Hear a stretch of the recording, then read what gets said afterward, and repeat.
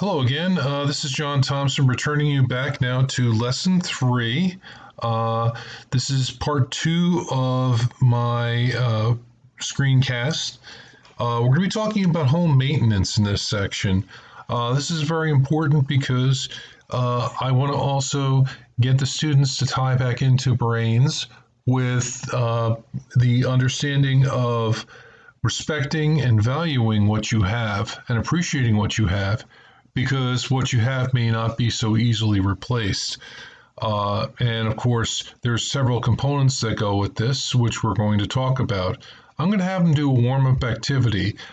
Basically, I want to get an assessment again to see what they think goes into living on your own in a house. So we're going to talk about that. And then, of course, I had the project links again. We talk about cleaning and why it's important. It's important for health and safety, prevent fire hazards, vermin, and disease from living in your house.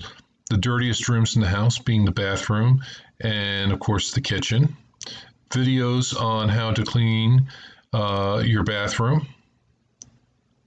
And then, of course, I have videos on cleaning a kitchen, dusting, what exactly dust is, what it's made of, how a vacuum cleaner works and the principles behind it, what are dust mites, and of course we have activities, basically mold remediation, cleaning product safety, chemicals that you should never mix, hoarding disorder, and of course there's a worksheet too for this activity. Next we're going to talk about things to inspect or replace, basically filters, things like that. Basic repairs that anybody can make on their own that are routine, which you sort of have to look at. Changing the battery in your smoke alarm is another one. Outside, basically looking around to make sure your drains and gutters aren't clogged, so this way you don't get standing water. Changing a toilet seat. Basically when to call a professional if you're doing something plumbing, like you're tying into a plumbing line or adding an outlet to a space. Those are definitely calling the professional. Adjusting a furnace, not many people know how to do that, and there can be some serious consequences if you don't. Fire perhaps, or carbon monoxide poisoning. Gas hookups, roofing, basically don't do it. Gas hookups, you can run the risk of a fire or explosion. Wall removal, basically refer them back to the construction page in lesson one with bearing and non-bearing walls, and how if you remove a bearing wall, you run the risk of the structure collapsing. Again, important points to keep in mind, which I covered also in construction as well. I have some videos here on some typical how-to repairs around the house that you'll encounter. I have a video here that covers a inspection of an electrical panel. Basically what to look for and what not to look for. Basically, you can actually look, not touch, because it's electric. How to replace a cracked floor tile, repairing a window screen. There's an activity section here. And then I talk about laundry, which is the next thing, maintaining your clothes, taking care of what you have. Again, that's the theme of lesson three, taking care of what you have, because you may not have the money to replace it right off the bat. Talking about the importance of clean clothes, how they're good, they reflect hygiene, and also they basically also have a good appearance about you, and also basically taking care of them makes them last longer. How to do your laundry yourself. Most of the people are probably going to go off to college. They're not going to know how to do laundry or iron their clothes. When to dry clean.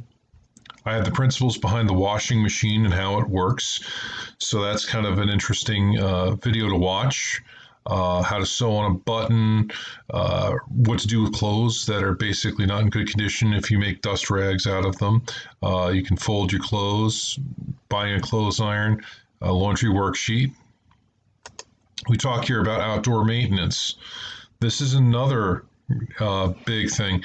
Lawn and garden, how to mow a lawn, maintaining a lawnmower. using a string trimmer, removing a tree stump.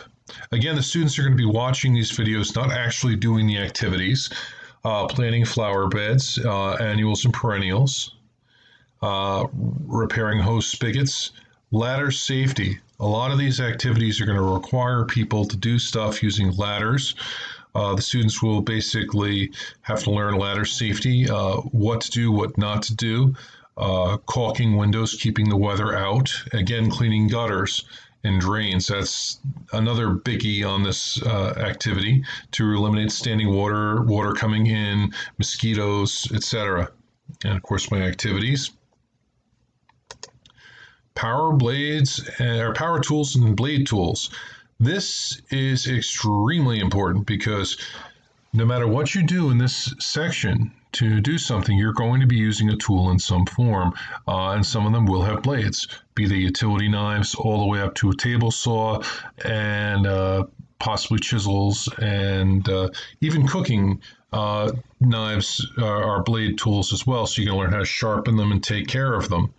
Here's some important safety points when you're using tools to keep in mind. These are also per OSHA. Again, table safety, chainsaw safety, Dremel tool safety, cordless drill safety, how to sharpen a knife.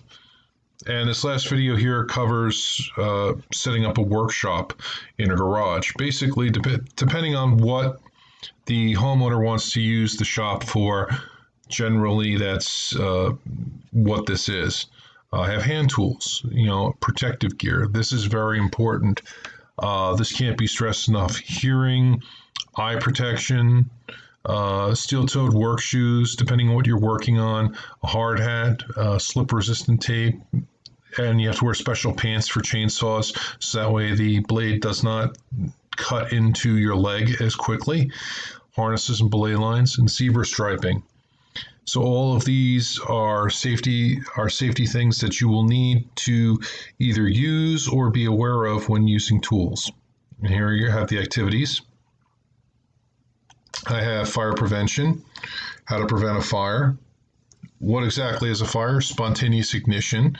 Again, mixing household chemicals, which we talked about in the last section.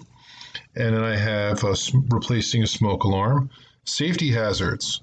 And an activity section with project links. Basic first aid. This is also important. We talk about this as well. From cuts to severe bleeding, diabetic emergencies, fractures, what happens if somebody's having a heart attack or a stroke, trauma and other injuries, knots and use in first aid. Somehow you may need to do that and make a stretcher if somebody's in a remote area. And of course, the first aid activity section. And then, of course, we're going to go up to lesson 4 where we have the car. And basically, we're going to be talking about in these two videos what exactly is the car, the concepts behind the engine, a warm-up activity, which involves watching these two videos. We're going to talk about the documents you need when you're driving a car. Like your title, your insurance, your driver's license, your registration, the inspection sticker. We have activities that they're going to do. Lease, loan, used. What are the options for buying a car? Leasing a car, financing and used. What are the pitfalls? What's good? Cars that are no longer made and hard to find parts for, perhaps. Activities. Oil changes. Oil is very important to your engine. It makes the difference between your engine seizing and you having to spend thousands of dollars to replace it.